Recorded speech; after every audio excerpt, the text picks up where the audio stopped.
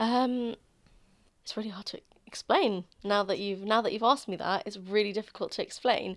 Stabbing in my stomach. More of a sort of stretchy, burning sort of feeling in the bottom of my back. But it's a pain in my lower abdomen. Honestly, makes me tear up sometimes, makes me feel a bit sick. Deep in my stomach, deep in kind of my core. Shooting pain up one of my legs, straight up into my vagina. It's like a really sharp ache. Genuinely, my period pain used to be so bad I couldn't get out of bed. The pain is sort of a dull ache all around my backside as well. It's almost like having a burn, like someone doing a burn on your arm, but in your stomach, basically. It's weird because I don't think there is. I've tried describing it so many times, but I can't think of what it's like. It's like your whole body just shuts down and all you can feel is pain.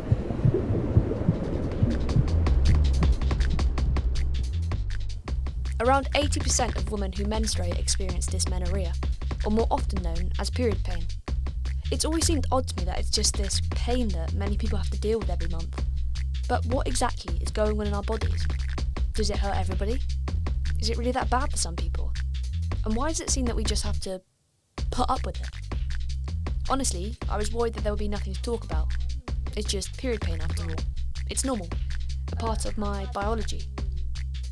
But as I began to reach out to my friends, family, and those surrounding me, it seemed that a lot of people had a lot to say.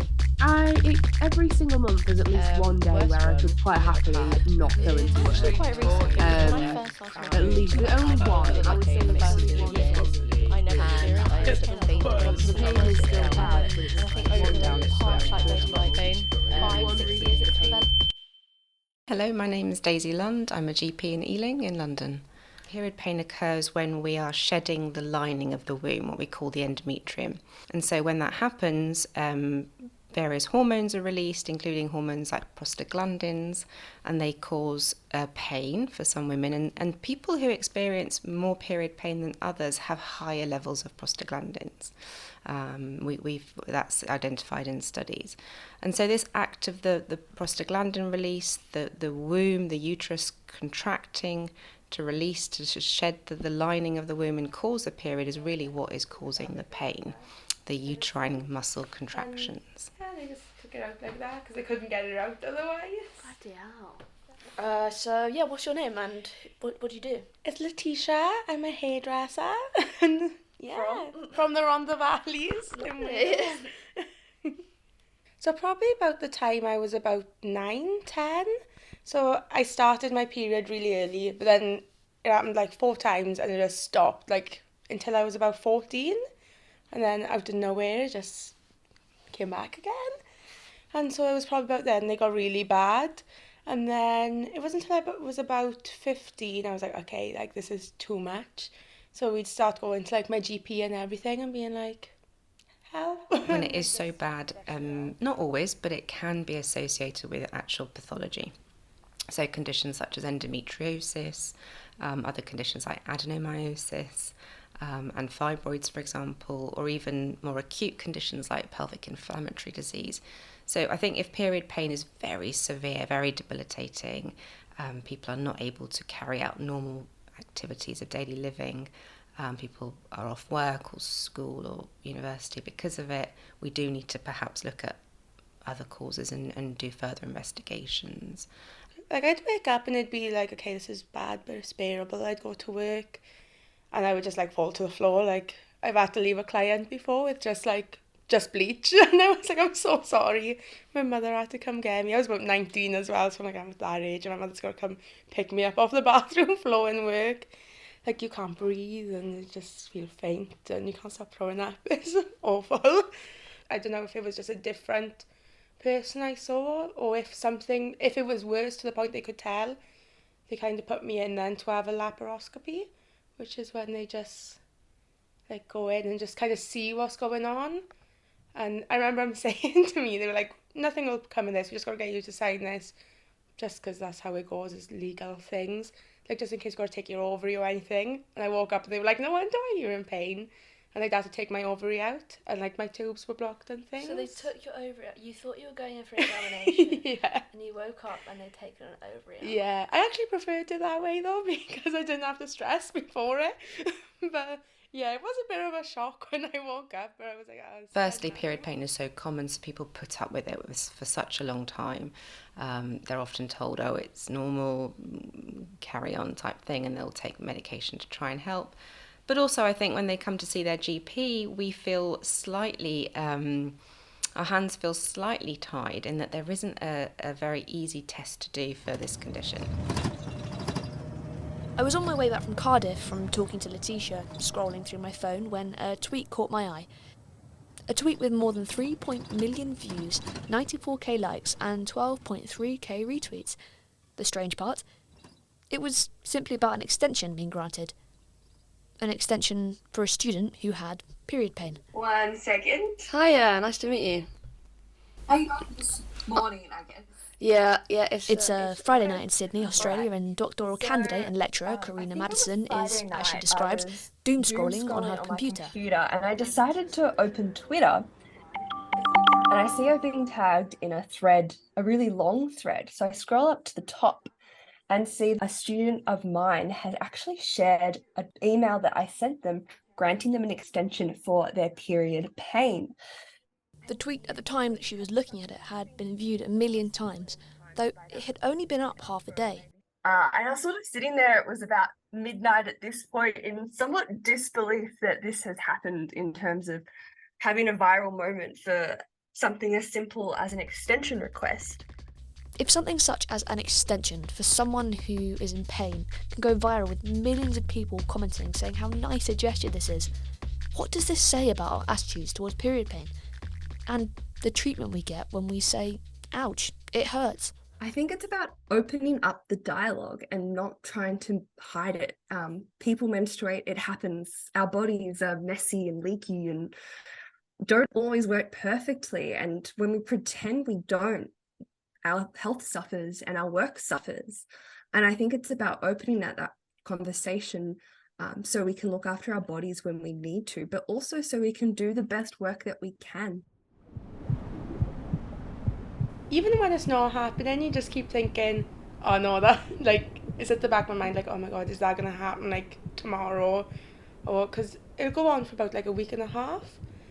Like, it's always there, like, I could always feel it, but it's not always really bad pain, but I'm like, oh, nah, it's coming.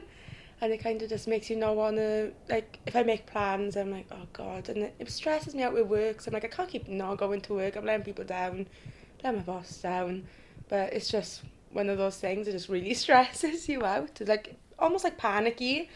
Like I'm like, oh, here we go.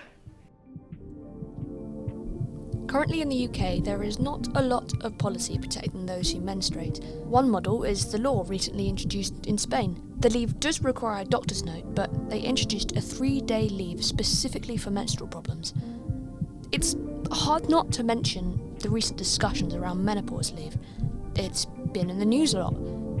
But in January, the government rejected proposals to initiate a trial run.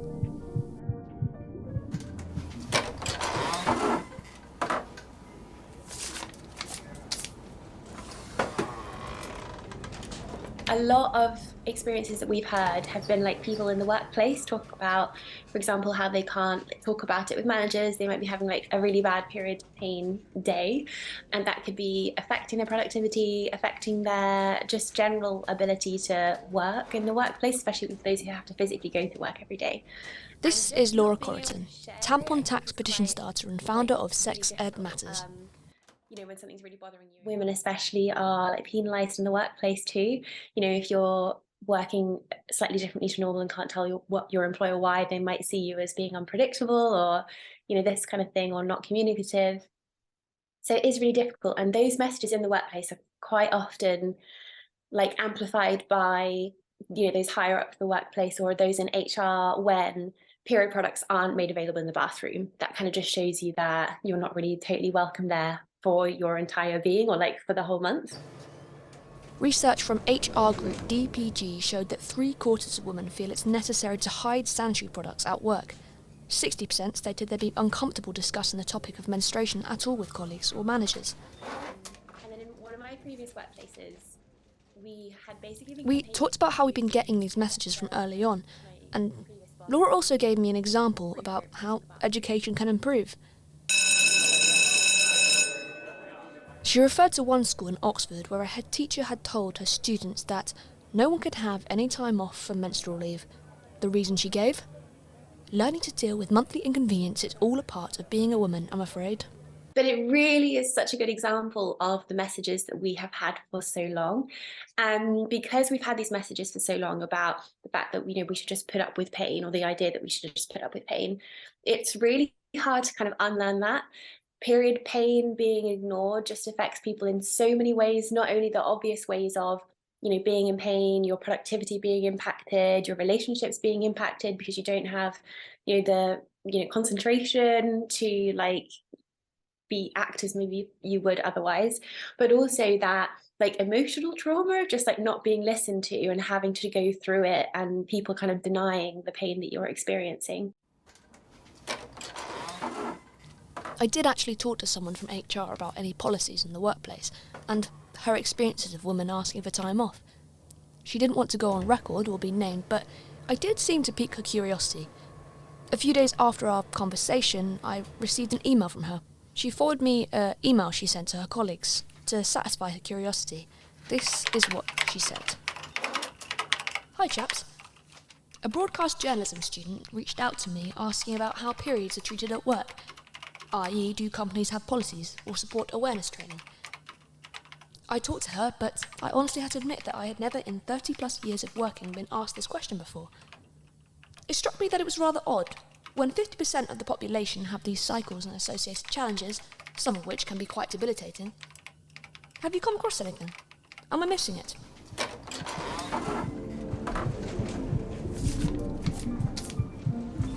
In a study carried out by Initial Washroom Hygiene, they found that 32% of men said they thought it was unprofessional of women to talk about periods at work. More than half of the women in the study said they would be reluctant to call in sick because of period-related symptoms, and 48% said they would be hesitant to talk to their manager about it. I mean, how can we be surprised when the government only made it a mandatory part of education in 2020 to talk about menstrual cycles to all genders?